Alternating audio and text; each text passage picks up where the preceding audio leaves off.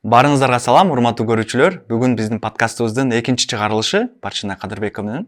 Бүгүнкү тема бул эркек жана аялдын үй бүлөлүк орду, табияты жана ден соолугу тууралуу дагы кеп калабыз. Дагы бир жолу саламатсызбы? Саламатчылык. Кандайсыз? Сонун.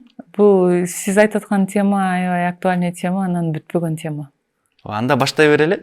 Ошол эркек менен аял кишинин бүгүнкү күндө абдан көп талкуулар жүрүп жатат. Бүгүнкү күндө мен Instagram рилстеримде деле баягы эркек мындай болуш керек, аял мындай болуш керек деп айткандар көп да. Бирок сиздин как психолог катары ушул тармакты баягы көп жылдан бери окуп жүргөнүңүздөн сиздин баягы нормаңыз кандай, ошол жөнүндө дагы айтып кетсеңиз. Менин нормам эркек болуш керек, аял болуш керек. Ошону ар бирөөсүн акырынтап чечмелесек жакшы болот. Ооба. Мындай болуп тур да, Эрмек. Мен 13 жыл бизнес мышлениясы боюнча, психология боюнча изилдесем, ал материалдардын баары кимдердики? Эркектердики. Значит, мен кайсы мышление менен изилдеп атам аны? Эркектин мышлениясы. Эркектин мышлениясы менен изилдеп, значит, мен эркектин мышлениясы менен жашап жатам. Аны качан билдим? Качан мен өзүмө жүк болуп уже мен көтөрө албай калганда, анан кийин что-то не то дедим да. Аны кайра мен айтып атпадым биринчи бөлүктө женский теманы эле жаап кое берчү элем, бул слабость деп элечи. Ооба. Оказывается, мен өзүмдүн ичимди карагандан качып жүргөн экенмин да. Анан өзүңүздү программалап коюпсуз да? Өзүмдү программалап коюп, мен күчтүү болушум керек. Анткени бизде аталарыбыз, апаларыбыз мен күчтүү кызым, мен эркек кызым, анан мен күчтүү болушуң керек сен деп киргизишкен да программага. Бул жерде алардын күнөөсү деле жок. Алар ошентип ойлошкон. Бирок алар чындыгында эркектин чыныгы эркек ким, анан чыныгы аял ким экендигин өздөрү деле мүмкүн түшүнүшкөн эмес. Ошол убакта кыйынчылык болгон. Ал жакта ал убакта, конечно, выживание. Качан анан ушул нерселерди адам духовный ичтен жетилип, өзүн өзү таанып баштаганда анан табиятын тааный баштайт экен. Мен деле айтып атпаймынбы, азыр эле болду билгениме, анан ошол жолдомун мен делечи. Өзүм издөө, аял катары таануу жолундамын. Анда ошол суроону башынан бере берейин. Мисалы үчүн азыркы күндө баягы жаштар да, жаңы үй бүлө кургандар айтып калат да, үйлөнөргө чейин бул жакшы эле болчу, үйлөнгөндөн кийин өзгөрдү, же тескерисинче аял киши өзгөрдү депчи. Эмне үчүн эки адамга бири-бирине окшош, ушундай адамдар туш келип калат да?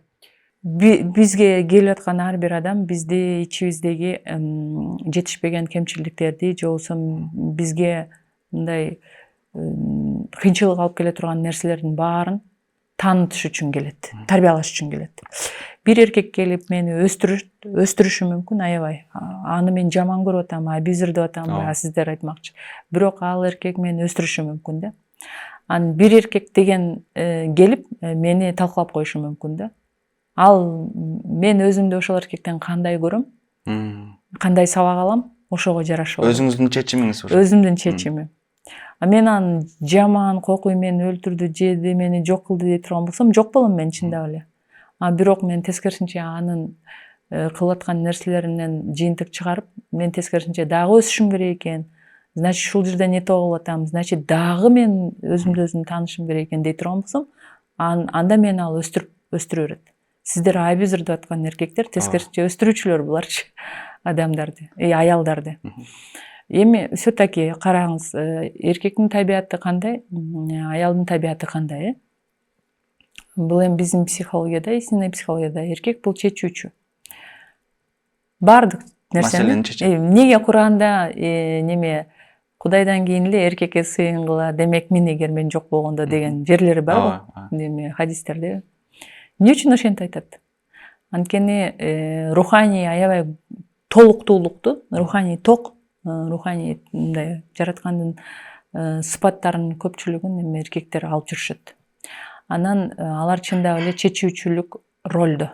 Чечүүчү деген бул эмне? Чечүүчү деген бул эме Кудай болуп кетти деген эмес ал. Чечүүчү деген толук жоопкерчиликти алуучу. Демек анын табияты ошол толук жоопкерчиликти аял үчүн дагы, өзү үчүн дагы, үй бүлө үчүн дагы, эл үчүн дагы толук жоопкерчиликти алганга эркектин күчү жетет. Значит, эркек күчтүү деген сөз. Ал эми аял киши ким? Аял киши бул сезим берүүчү, же болбосо сезим деп койсок дагы болот.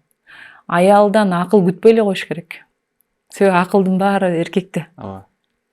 Анан аялга акылдын почти аял болушунун кереги деле жок. аял киши сезимин тааный турган болсо, сезимдерин ажырата билген болсо, сезимдин ичинде мудрость бар, акылмандуулук бар. Жүрөк ачылганда акылмандуулук кошо ачылат. Бүгүнкү күндө биз эмнеден адашып атабыз? Аялдардын баары акылдуу болуп кеттик. Анан акыл деген бул эмне? Акыл деген бул эсеп кысап. Акыл деген бул бир нерсеге умтулуу. Акыл деген бул бир нерсени өзгөртүү. Мен өзүмдү көрсө, эркек кылам деп эле кыйнап келе берипмин да. Мен ошибкам. Бирөөнү контролдоо. Жок, эркек кылам деп деген мен бул ийгиликтерге жетишим керек, бул ийгиликтерде үй алышым керек, машина алышым керек, бизнес кылышым керек, финанс эркиндигине чыгышым керек. Бул көрсө бүт эркектердин ой жүгүртүүсү турбайбы? Мен ошентип жүрүп анан аял экендигимди унутуп коюп турмун. Бирок табият бар да. Аялга бул нерселердин баары күч келет. Бир жериңен болсо, бир жериңен эмне кыласың, талкаланасың. Мындай денең талкаланып калбаса дагы внутренний психологический талкаланасың. Анан ошол жерде анан көзүм ачылып, анан кайрадан мен аялды башкадан таанып, сезимдеримди башкадан таанып, кабыл алып, анан мындайча айтканда алсыз экендигимди мойнума алып, алсыз боло баштадым. Ошондо жүрөгүм тынчтана баштады. Тревога кетип баштады. Тревога кетип баштады. Демек, кыска айта турган болсок, бүт жоопкерчилик эркектин мойнунда, аял үчүн дагы.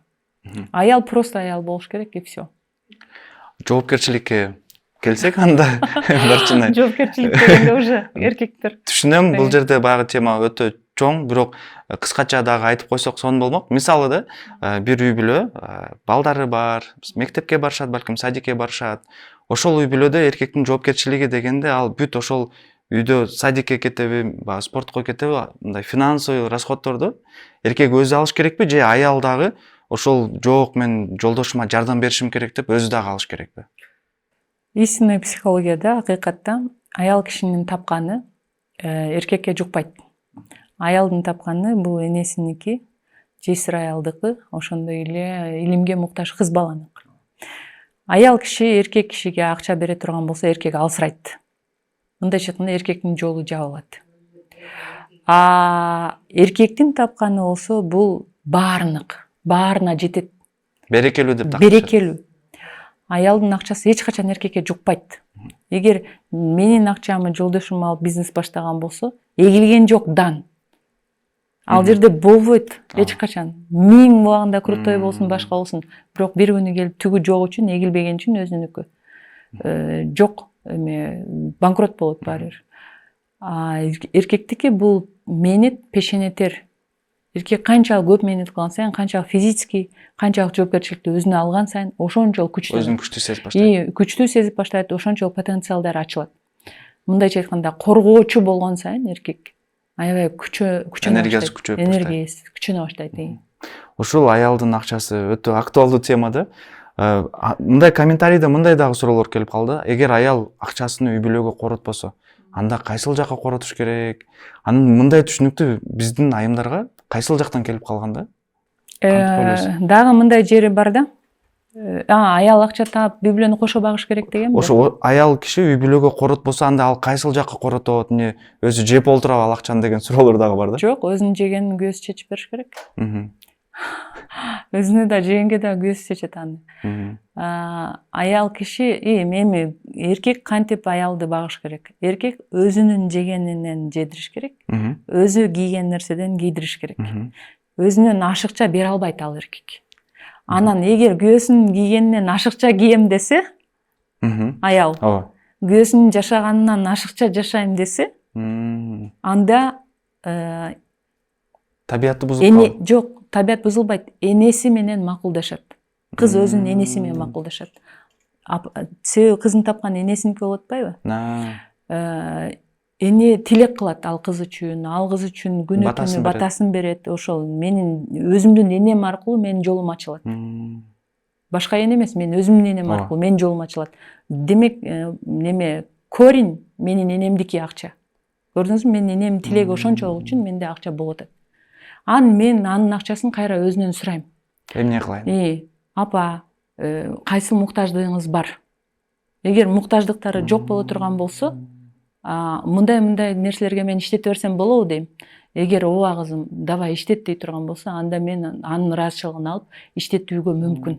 Ошондо анда ал акча мага буйруйт, насип кылат, жугат. Канча тапса деле энесинен как мындай кеңеш катары сурап. Кыздын энеси менен болгон мамилеси ушунда. Тапкан акчаны аны менен маслектешип, анан кийин иштетүүдө. Ошондо береке пейиз болот. Ал анын өздөрүнө буруп күйөө менен маслеттеш керек, андай мындай деген баягы алсыз адамдардын, эркектердин чыгарган иллюзиясы, бул жалган. Алар мага келсин, мен баардыгын факты менен түшүндүрүп берем. Даже ошо илимпоз алымдарды дагы чакырсын.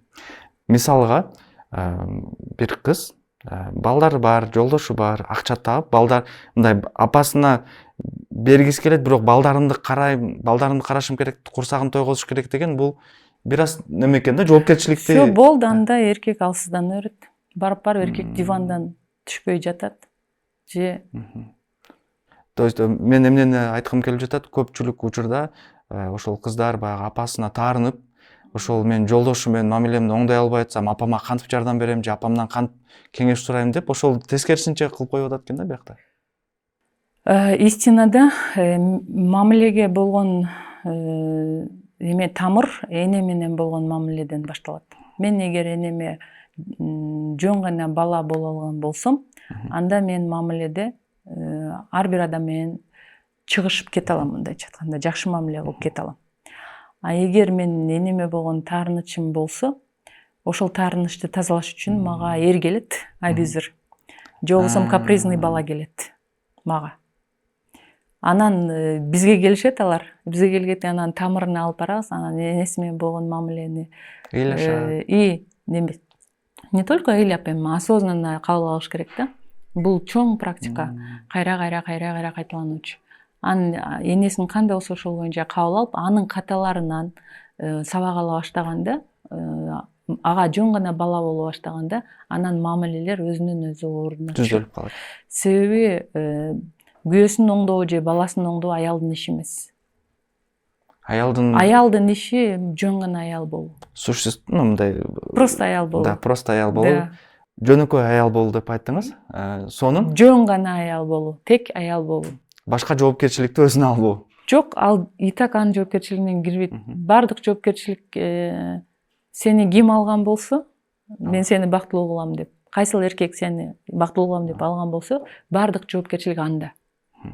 Хорошо. Айтат го неме алымдар деле, эгер аялың бузулуп аткан болсо дагы ага эркек жооп берет дейт. Эмне үчүн антип айткан? Значит, ошол деңгээлге жоопкерчиликти алган эмес да өзү. Ошол деңгээлге жеткирген. Аз жанагы абьюзер, анан дагы башка темаларды козгодук элек. Мага кызыктуу болгон дагы суроо.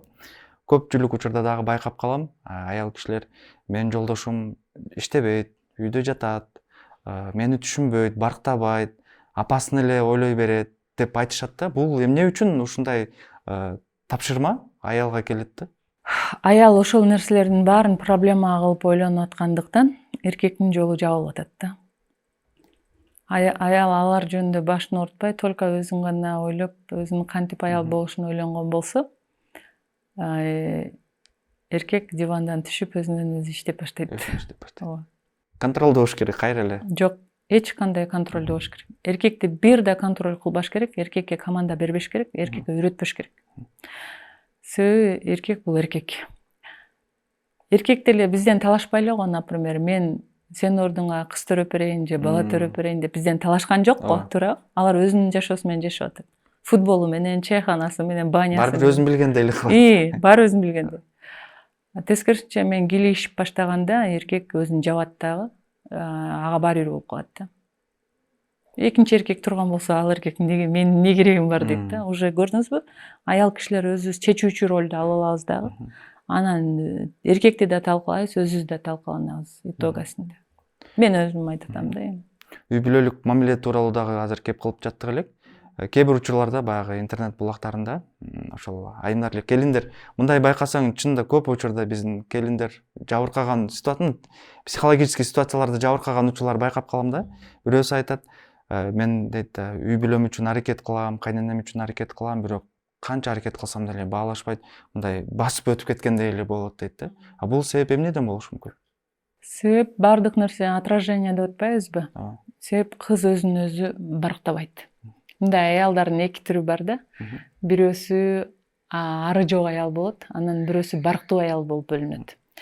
Ары жок аял бирөөнүн кызыкчылыгын, бирөөнүн көңүлүн алайын деп эле аракет кылат дагы өзүнүн көңүлү менен эсептешпейт. Аны басса деле, урса деле, сөксө деле, измена кылса деле баары бир чыдап жүрөт. Ошентип чыдап жүрүп, 5ти төрөп коет да, акыры анан 5 балага байланып шылтоо кылат да, анан ошентип анан каарыганда оорусуна шылтоо кылып, мен силерди бактым деп балдарына жаман көрүнүп, анан ошентип арсыз аял эмне кылат, өмүрүн ошентип өткөрөт. Ал эми барктуу аял болсо, андайга жол бербейт. Биринчи башталганда эле ал чекит коет же проблеманы ошол жерден чечет. Анан кийин ал барктуу аял барктуу боюнча өзүнүн жашоосун мыктай кылып кете алат. Даже күйөөсү жок болгон күндө дагы өзүнүн жашоосун сонун кылып мыктай кылып, мындай ал өзүнүн ордун билген аял да. Эмнеликтен аялдар жабыркап атат? Ошо ары жок аялдар жабыркай беребиз да. Анткени ары жок бизде. Баягы гүлдү түшүндүрүп бердим го. Бир гүл мындай стресске устойчивый болот дагы. Ал гүл кышта деле калып кете берет, жазда деле калып кете берет, аны карабай койсоң деле өсө берет да. Суу куйбай койсоң деле жапжашыл болуп тура берет. Аны карабайсың да, естественно, туурабы? Өзү менен өзү. Анын бир гүл бар, ал капризный. Ага дайыма внимание керек, суу куюп турушуң керек, дарыларын сепип турушуң керек, еще кымбат да. Кайсыл гүлдү көбүрөөк карайсың? Тиги стресске неустойчивый гүлдү жакшыраак карайсың да, туурабы? То же самое эркектер деле ошондой. Барктуу аялдын көзүнө карап турат. Арсыз аялды төбөлөп басып өтүп кете берет. Ошо демек мен өзүмдү барктай албай жатамын. Демек, мисалы үчүн жолдошум мага көңүл бурбай жаткан болсо, сыйлабай жаткан болсо, кеп жолдошумда эмес, менде болушу мүмкүн деген суроо бериш керек экен да. Мүмкүн эмес, толук эле мени чагылдырат ал. Значит, мен бир жерде өзүмдү барктай албай атам, мен өзүмдү укпай атам. Аялдар көбүнчө биз иллюзия менен жашай беребиз. Эми мен 5 бала төрөп берип койдум, все болду, эми мен барктайт деп ойлойбуз да. Бирөөдөн күтүпчү. Жок, андай эмес. Мен өзүмдү барктамайынча, анан истинада мен энемди кабыл алып барктамайынча, мени башка бирөөнүн, мен жолдошума же балдарыма бриллианттан үй куруп берсем дагы, жок, мен баары бир барктабайт. Себеби мен өзүмдү, энемди барктай албай атам. Туура айтасыз, себеби мен ошол реанимацияда, хирургияда иштеп жүргөндө 70-80 жашка келген апалар баламды окутуп койдум, Америкада жүрөт, тиги жакта жүрөт дейт, бирок жанында эч ким жок да. Да, калп эле акча салып коюшат, же калп эле телефон чалып коюшат. Бирок чыныгы бакыт ал ошол балдардын жанында болушу да. Эми мен өткөн биз эми окуп чокуп үйрөнүп атабыз. Алар эмнени окуган? Бирок аларда күнөө жок. Алар болгону бизге, алардын катасы бизге сабак болуш керек да. Мен көрүп атам да, туурабы? Биз кайталап башыбыз керек. Ошончону төрөп өстүрдү да, итогасында жалгыз калды, же ден соолугунан жабыркап атат, же бир эч мындай нерсеге неме көңүлү жок болуп отуруп калды, да? Же бир хоббиси жок. Ошол эле учурда Европанын башка өнүккөн өлкөлөрдүн, мен Индияга барып келдим, 75 жаштагы аялдардын йога кылып, массаждарда жүргөнүнчү, өздөрүнүн бир хоббилери бар, алектене турган нерселери бар. Менин апамдын же чоң энемдин кетирген катасы мен кайталабашым керек да, ал мага сабак болуш керек. Ошол. Ошо жолдоштун жанында кайненелер турат, мен дагы өтө актуалдуу суроолордун бирөөсү да. Эмне үчүн ошол кыз келиндерге, ошол кыз келиндердин айтуусу боюнча түшүнбөгөн кайнене же мен дайыма жамандайт дейт, ушундай көп сөздөрдү айтат да, бирок чыныгы маселе кайненедеби же кыз келинде ошол бир кандай сабак алыш үчүн келеби? Кайнене деле эне да. Туура. Апаң деле энең, кайненең деле энең. Эгер кайнене ошентип аткан болсо, значит, мен кайненемди же болбосо мен жолдошумду кабыл алган эмесмин. Баягы сиз экинчи тема айттыңыз, баягы эмне үчүн здоровьясы жакшы, бирок ооруй беришет депчи. Ошол үйгө барганда эле мен по идее неме жолдошума толук ишеним бере албадым. Же болбосо мындайынан айландырып айткан болсок, жолдошум мени толук ишендире албады өзүнө. Көрдүңүзбү? Аял киши коргоого муктаж да дайыма. Аял киши өзүн безопасный сезгенде гана ал баардык адам менен сонун мамиле кылып баштайт. Аял киши өзүн ошол үй бүлөдө опасный сезип аткан болсо, значит безопасностьти күйөөсү бере алган жок. өзүн опасный сезип аткан, тревожный сезип аткан аял ал үй бүлөдөгү адамдар менен чыгыша албайт, мамилеси келише албайт. Бул как красный флаг берип турат экен да, красный флаг берип турат. Эмне үчүн ошол, эмнеге мен бирөөнүн кызын үйүнө алып барыш керек дагы, анан кийин эмнеге апасы менен, карындашы менен, эжеси менен уруштуруп коюш керек? Ага ким жоопту? Бериш керек да ошол безопасностьты аялга. Аял бактылуу болсо андан спокойный балдар төрөлөт. Илим билимдүү балдар төрөлөт. Аял өзү страх менен отурган болсо, анын саны көп эмес, 10-ду 15-ти төрөп кое бериши мүмкүн. Бирок бир да баласы карасаң бычакка сал эмес. Ар ким өзүнүн башын өзү коколоп жүрөт. Эптеп кара курсагын тойгозуп, эптеп үй алды, жай алды, башка кылды, мындай бычакка сап мындай өсүп өнгөн балдары же кыздары жок арасында. Эмнеге? Анткени эне дайыма опасный состояниеда, дайыма страхта, дайыма тревожный состояниеда жашады. Бул жерде мындай жооп келет да, мен как эркек катары кабыл алышым. Эркек безопасность бере албаса, кайненесине себепкер кылып, себеби эркек ал аялдын өзүнүн тандоосу да, менин тандоом туура эмес болду деп айта албаган үчүн дагы башка жактан келип атабы ошондой красный флагтар? Күйөөсүнө недовольный болуп атат да, на самом деле ооба. Бирок бул кайненеси аркылуу чыгып атат. Кайненеси аркылуу чыгып атат. Же кайненеси болобу, же башка ситуация болобу, ошолор аркылуу. Же болбосо баягы неме айылдын эмесине жашоосуна көнө албайт, же болбосо иштегилер менен урушат, же болбосо башка бирөөлөр менен келише албайт. Ушулардын бүт бар жогу уже аял болуп бирөөнүн үйүнө келин болуп баргандан кийин, эгер аякта проблема жаралып аткан болсо, значит эркек ошол безопасность менен толук камсыздай албай аткан болот да. Демек, ушундай маселелер болгондо аял киши сырттагы адамдардан себеп издебей, өзүн издеп башташ керек экен. Ооба. Анан акырында биз ден соолук тууралуу дагы тийип өтүп кетелик деп айтканбыз. Эмне үчүн эркек үй бүлөдө ооруйт көп? Эмне үчүн аял киши ооруп калат? Эмне үчүн балдар ооруп калат же боюнда болбой калган учурлар, айымдар? Да. Ошол жөнүндө дагы айтып кетсеңиз. Психосоматикасы. Эгер бала мисалы аял менен эркектин ортосунан жаралды, туура? Значит, ошол балада проблема болуп аткан болсо, 7 жашка чейинки баланын проблемасы бул эненин ички состояниясын чагылдырат дейт да. Ал эми 14 жашка чейинки баланын проблемасы бул атанын жүрүм-турумун чагылдырат дейт да. Андан кийинки проблемалар бул уже неме адам болуп, уже 14төн кийин анын өзү жооп бере турган проблемалар башталат. Адам, бала. Негизи баландагы проблема ата менен эненин болгон экөөнүн ортодогу отношениясын чагылыш, мамилени чагылыш. Ал эми эмнеге бесплодие болуп, эмнеге боюнан түшө берет аялдардын? Анткени неме күйөөсүнө болгон ишеним жок. Ата боло албайт дегендей. Бул кандай ата болот эми, экөөбүздүн келечегибиз кандай болот эми деп туман боло бергенде кармабайт баягы матка баланычы, анын баласын. Себеби өзүнө өзү ишенбей атат, анын баласын уругун өстүрүш стоит или не стоит дегенде болот атат. Түпкү сезимде ошондой бар. Биякта ой пайда болду, дене реакция берди. Дене реакция берет. Дене биздин ойго жараша эле неме кызмат кылып кете берет. Эркек ооруп калган учурлар бул эркектин бир эле причинасы бар ооруп калганда. Эркек өзүн эркек сезбей калганда оорулар көбөйө баштайт. Анткени жанында дагы бир эркек пайда болуп калды да, конкурент болуп атат.